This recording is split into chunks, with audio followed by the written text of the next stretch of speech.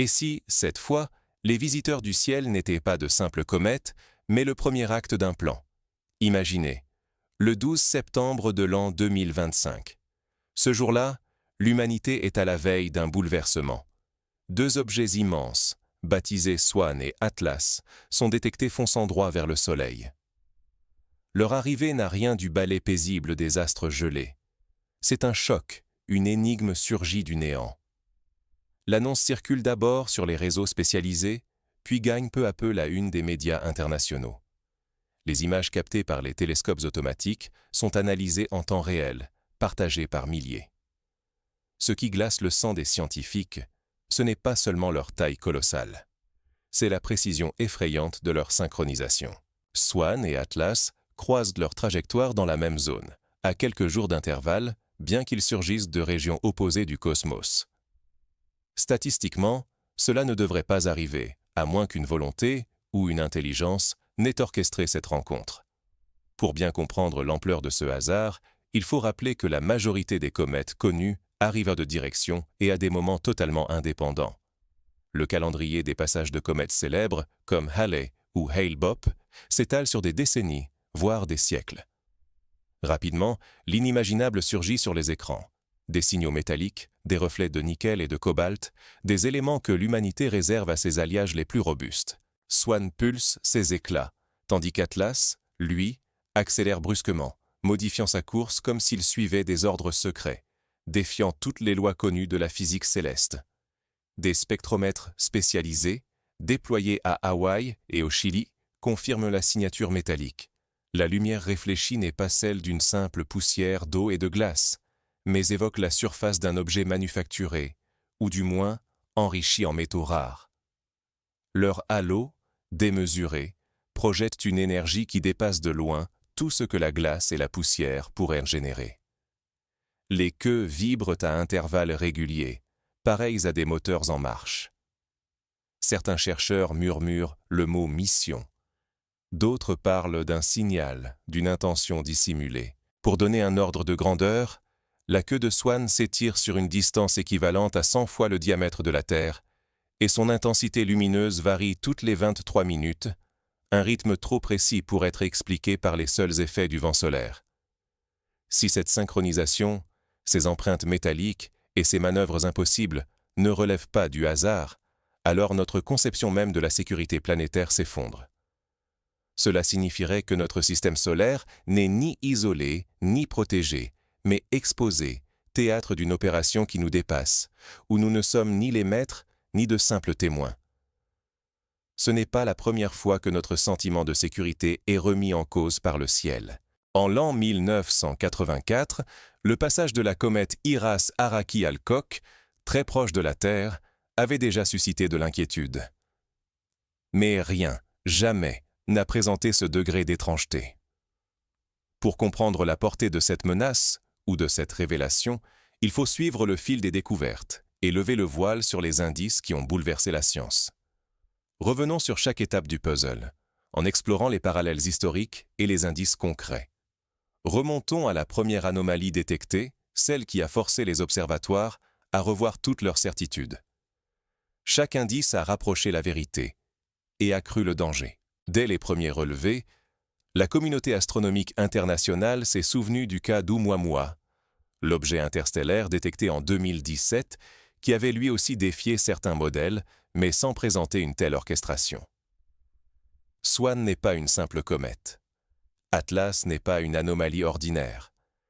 Si tant de scientifiques sont saisis de stupeur, c'est parce que ce que nous venons de voir ressemble plus à une opération coordonnée qu'à un hasard cosmique. Pour illustrer ce sentiment, rappelons que dans les années 1960, la découverte des pulsars avait d'abord été interprétée comme un possible contact extraterrestre, tant leur régularité semblait artificielle. Tout commence avec Swan. Imaginez un objet gigantesque, si vaste qu'il dépasse tout ce que la science a jamais observé. Son noyau mesure plusieurs centaines de kilomètres, couronné d'un halo lumineux, traînant derrière lui une queue longue comme plus de 5 pleines lunes, alignées dans le ciel. À titre de comparaison, la comète Hale-Bopp, considérée jusqu'ici comme l'une des plus grandes, ne mesurait qu'une trentaine de kilomètres de diamètre. Mais ce n'est pas seulement sa taille qui intrigue. Sa signature spectrale révèle la présence de nickel et de cobalt, des métaux rares dans les comètes classiques. Ces éléments servent d'ordinaire à fabriquer des structures résistantes, des blindages, et non à composer de simples corps glacés venus du fond du cosmos. Les laboratoires de métallurgie, consultés en urgence, confirment que ces taux sont anormaux, équivalents à ceux d'un alliage aéronautique. On parle déjà de forteresse. Swann ne fait pas que survivre à la violence du Soleil. Il y résiste, comme protégé par une technologie inconnue. Sa brillance reste stable, alors qu'elle devrait s'effondrer, défiant toutes les prévisions. Plus étrange encore, il pulse. Sa lumière varie selon un rythme régulier, comme si de subtils propulseurs, orchestrés sa trajectoire par impulsion, déjouant la gravité solaire. Ce comportement évoque les essais de propulsion ionique menés par la NASA sur les sondes Deep Space One ou Dawn, mais à une échelle incomparablement plus vaste. Des chercheurs avancent l'idée d'un vaisseau blindé, manœuvré par une volonté, et non par les lois du hasard céleste. Les manœuvres observées échappent à toute explication naturelle, mais Swann n'est que la première pièce du puzzle. On se souvient que lors de la mission Rosetta, la sonde européenne avait observé de subtiles variations de la trajectoire de la comète Churyumov-Gerasimenko, mais jamais avec une telle ampleur ni une telle régularité. À l'opposé du ciel surgit Atlas. Bien plus petit, mais doté d'une agilité stupéfiante. Atlas accélère soudainement, change brutalement de vitesse et fait miroiter une queue qui modifie sa couleur en temps réel. Sa trajectoire évoque des corrections, des décisions, comme si Atlas était piloté ou obéissait à une intelligence propre. La couleur de sa queue passe du bleu au vert, puis au rouge, suivant un motif qui rappelle les codes de navigation aérienne, ou les balises d'avertissement utilisées sur les autoroutes terrestres. Le hasard aurait voulu que ces deux objets n'aient aucun lien. Pourtant, le véritable choc, c'est leur synchronisation. Swann vient de la direction d'Aquarius, Atlas de Sagittarius, 2 points éloignés sur la sphère céleste. Et pourtant, ils pénètrent presque ensemble le même corridor solaire, traversant la même zone à quelques jours d'intervalle seulement. Pour donner une comparaison, ce serait comme si 2 avions partaient de Paris et de Sydney sans concertation apparente et se retrouvaient à survoler exactement la même ville de Chine à la même heure, sans jamais se croiser auparavant. Statistiquement, une telle double coïncidence est quasi impossible. Les probabilités d'un tel événement sont astronomiquement faibles. Ce n'est plus la marque du hasard, mais celle d'un plan.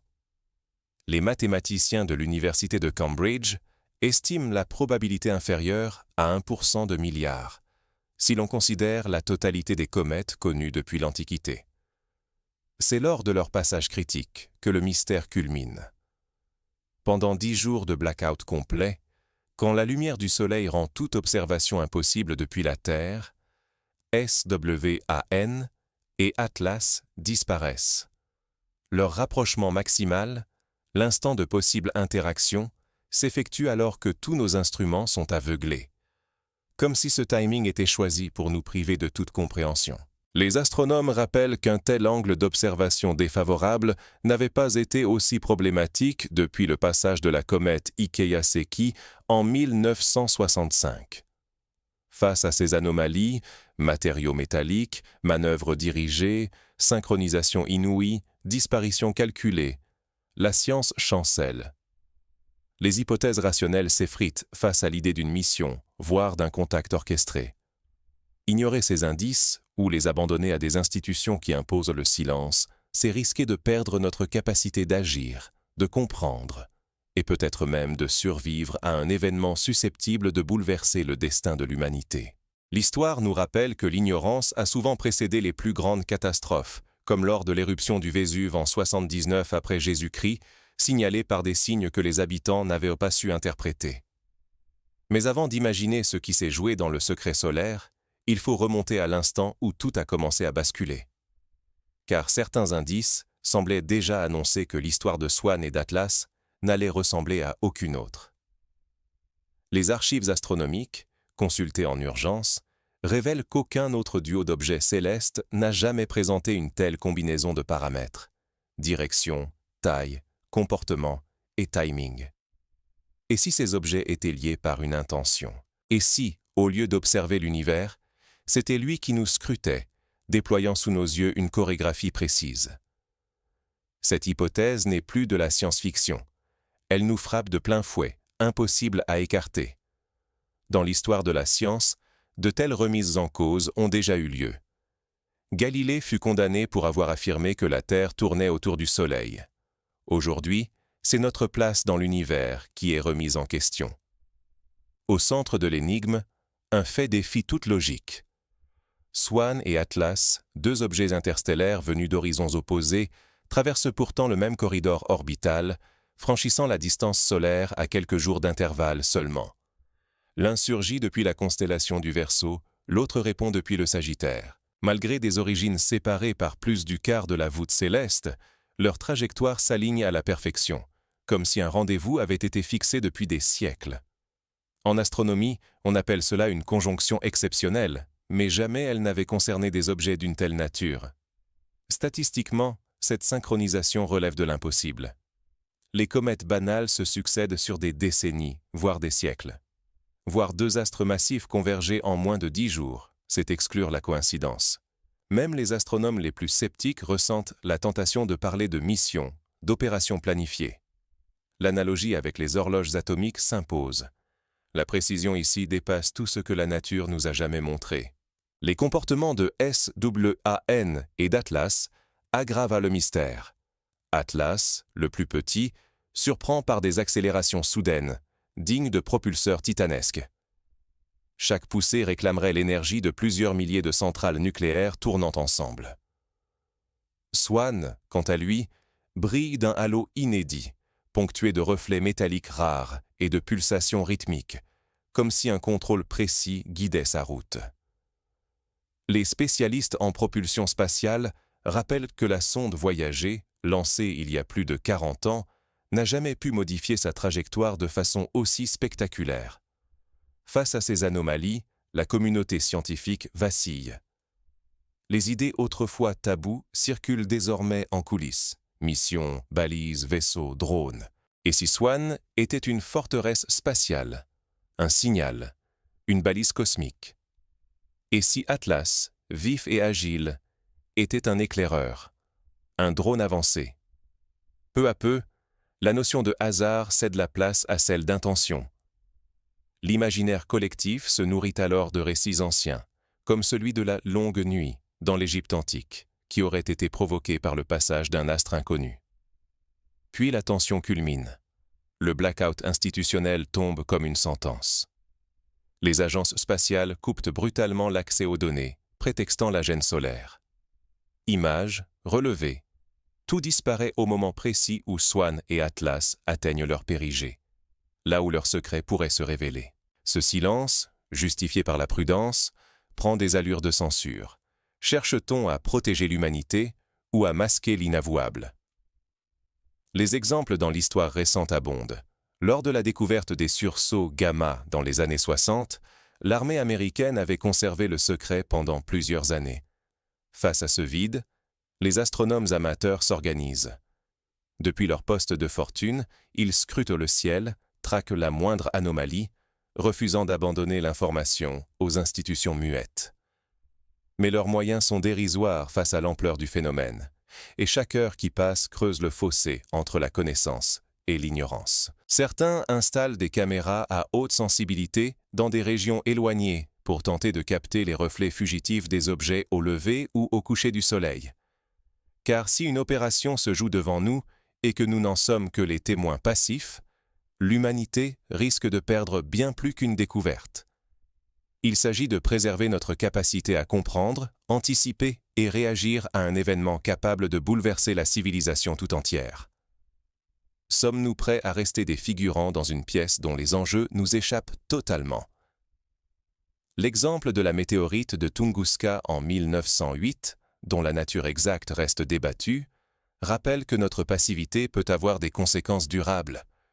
Mais un infime indice finit par filtrer, échappant à la censure officielle. Un signal, bref et énigmatique, sème le trouble et ravive tous les soupçons. Il est détecté par un radiotélescope amateur en Australie, puis relayé par la communauté scientifique indépendante. Ce signal, composé de 3 impulsions rapprochées suivies d'un silence, évoque les codes de détresse maritime ou aérien, mais transposés à une échelle cosmique. Et si tout cela n'était qu'un retour éternel? Si l'humanité ne faisait que rejouer, sans le savoir, un cycle dont nos mythes ne sont que des fragments effacés? Et si Swan n'était pas une première menace, mais un visiteur régulier, porteur d'un message dont personne n'a su percer le sens? Les textes sumériens, égyptiens ou mayas font parfois référence à des étoiles errantes venues bouleverser le monde des vivants. La période orbitale de Swan, estimée à plus de 22 000 années, pulvérise tout ce que nous croyons savoir. Cela signifie que ce géant a déjà traversé notre système solaire, aux confins de la préhistoire, juste au moment où les premières sociétés humaines commençaient à émerger, tandis que la dernière glaciation cédait. Les archéologues s'interrogent. Et si certaines gravures pariétales représentèrent le passage de Swan? Rien ne ressemble à une coïncidence. Si l'on superpose les dates suggérées par la trajectoire de SWAN à celle des grands bouleversements terrestres, un motif vertigineux se dessine. Des sites comme Göbekli Tepe, vieux de plus de 12 000 ans, semblent alignés sur des constellations ou des cycles qui pourraient correspondre au passage de Swan. Les bâtisseurs de Stonehenge ou de Karnak cherchaient-ils à anticiper le retour d'un tel objet? Depuis son arrivée, SWAN ne se contente pas d'être une présence muette. Il pulse, émettant des signaux à intervalles réguliers. Les observatoires capteurs analysent ces émissions. Leurs fréquences singulières coïncident étrangement avec certains cycles naturels, migrations animaux ou rythmes séismiques très lents de la planète. Des biologistes relèvent que les baleines à bosse modifient leur route de migration et que certaines espèces d'oiseaux accélèrent leur envol vers le sud. Des perturbations sont déjà mesurées. La magnétosphère terrestre vibre imperceptiblement à chaque impulsion. Quelques espèces modifient soudainement leur trajectoire migratoire. Même des séismes atypiques apparaissent, corrélés précisément au moment où SWAN pulse. Les sismologues notent des microsecousses synchronisées avec les émissions du visiteur céleste. Mais l'événement le plus saisissant vient d'ailleurs. Une onde énergétique a été détectée, non pas vers la Terre, mais dirigée vers la Lune. Sa cible, une anomalie gravitationnelle logée au fond d'un cratère, scrutée par nos instruments depuis des années, mais jamais expliquée. Les agences spatiales redoublent d'efforts pour comprendre la nature de cette interaction. La NASA, l'ESA et même la CNSA chinoise installent en urgence des capteurs supplémentaires sur les modules orbitaux lunaires. À présent, toutes les hypothèses se bousculent. Swan serait-il une balise cosmique, signalant à d'autres intelligences? Un vaisseau semi porteur d'un plan d'ensemencement ou d'extinction?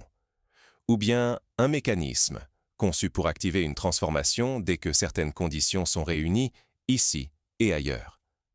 L'exemple du monolithe dans le roman 2001, L'Odyssée de l'espace, revient dans toutes les discussions, comme un avertissement littéraire devenu réalité. Ce qui donne le vertige, c'est la possibilité que nous soyons déjà pris dans ce mécanisme. Si Swan a marqué l'esprit de nos ancêtres, transmis dans des légendes, des monuments, des symboles que nous ne comprenons plus, alors ignorer les cycles, c'est renoncer à comprendre ce qui approche ou à s'y préparer. Notre ignorance, volontaire ou non, pourrait devenir notre plus grande faiblesse. Car laisser l'histoire se répéter dans le silence, c'est risquer de tout perdre. Les historiens rappellent le destin des civilisations disparues, incapables de déchiffrer à temps les signes de leur propre déclin. Mais SWAN n'est pas seul. L'apparition quasi simultanée d'Atlas complique encore l'équation, suggérant un dessin plus vaste, plus inquiétant. Les scientifiques évoquent l'hypothèse d'un système, d'une flotte, voire d'un balai d'objets intelligents qui interagirait selon des règles encore inconnues. Faut-il craindre l'inconnu ou, au contraire, le percer à jour, quel qu'en soit le prix? Cette question brûle d'actualité, alors que SWAN et Atlas ébranlent toutes nos certitudes. Face à l'étrangeté de ces deux objets, l'absence de réponses officielles a contraint la communauté à s'organiser elle-même. Partout, sur les forums, dans les groupes d'astronomes amateurs et sur les réseaux, chacun partage ses observations, ses doutes, ses intuitions. Le savoir ne descend plus d'un sommet lointain. Il jaillit de partout, comme si nous étions tous soudain conviés à une énigme cosmique dont personne ne détient la clé seule. Cette démarche rappelle l'esprit des Lumières, quand la science se faisait dans les salons, les académies, loin du contrôle de la couronne ou de l'Église. Ce qui rend cette situation sans précédent, c'est l'urgence absolue d'ouvrir les données, de garantir l'accès libre à l'information et d'exercer une vigilance collective. Les tentatives de verrouiller le savoir, qu'elles viennent des gouvernements, des agences spatiales ou de certains laboratoires privés, menacent directement notre capacité à comprendre, à anticiper et peut-être même à répondre. Car face à un mystère qui bouleverse l'équilibre de notre place dans l'univers, exclure le public du processus d'enquête n'est plus seulement un choix politique. C'est un risque partagé, une vulnérabilité nouvelle. L'affaire de la météorite d'Allende en 1969, dont des fragments ont été confisqués par les autorités, démontre la tentation de cacher l'inconnu. Désormais, les signaux faibles deviennent nos alliés les plus précieux. Une vibration inattendue captée par un sismographe, un brusque détour d'oiseaux migrateurs, une perturbation dans la course d'un satellite ou une oscillation minuscule du champ magnétique terrestre, chaque détail, aussi ténu soit-il, peut compter. Un piaf qui change de cap ou un léger frémissement du sol en dit parfois plus que 1000 discours officiels. Apprendre à repérer ces indices, à les relier, c'est apprendre à voir au-delà de ce que l'on voudrait nous cacher. Les grands détectives du passé, comme Sherlock Holmes, l'avaient compris. C'est dans les détails que se cache la vérité. Observer ne signifie plus rester passif. C'est s'impliquer, construire du sens collectivement, refuser la version unique et officielle, surtout quand elle s'accompagne du silence. L'histoire le prouve. Presque toutes les grandes avancées ont surgi d'une remise en cause des évidences. Aujourd'hui, notre rôle n'est pas d'accepter l'inexplicable, mais bien de chercher ensemble des réponses, malgré les obstacles dressés sur notre chemin. Les exemples abondent, des physiciens qui ont défié le dogme pour découvrir les rayons X, aux mathématiciens qui ont renversé les lois de la géométrie euclidienne. La transparence, la vigilance citoyenne et l'indépendance scientifique sont désormais nos boucliers les plus essentiels. Défendre l'accès à la vérité, refuser l'ignorance imposée, voilà la seule voie pour comprendre ce qui se joue et protéger l'avenir. Ce qui est en jeu, peut-être, c'est la sécurité de notre espèce tout entière. Les philosophes grecs, déjà, voyaient dans la connaissance un rempart contre la fatalité. Mais que se passerait-il si, malgré tous ces efforts, un détail crucial nous échappait? Cette incertitude plane, rendant chaque observation plus décisive encore. C'est le syndrome du Titanic. Voir l'iceberg, mais ne pas comprendre sa véritable taille sous la surface. Ce que nous venons d'observer n'est pas une simple anomalie céleste. L'arrivée simultanée de Swan et Atlas, deux objets interstellaires aux trajectoires coordonnées, échappe à toute logique naturelle. Ce phénomène ne relève ni du hasard, ni d'une coïncidence statistique. Il suggère la naissance d'un dialogue, ou peut-être l'ouverture d'un message destiné à l'humanité. L'historien Yuval Noah Harari parle de moments pivots dans l'histoire, où tout bascule. Nous vivons peut-être l'un de ces instants. Jusqu'à présent, nous nous étions contentés d'observer le ciel, d'émettre des théories, de collecter des données. Mais le scénario a basculé. Chaque question que nous posons, chaque regard porté vers le cosmos, tisse désormais notre avenir.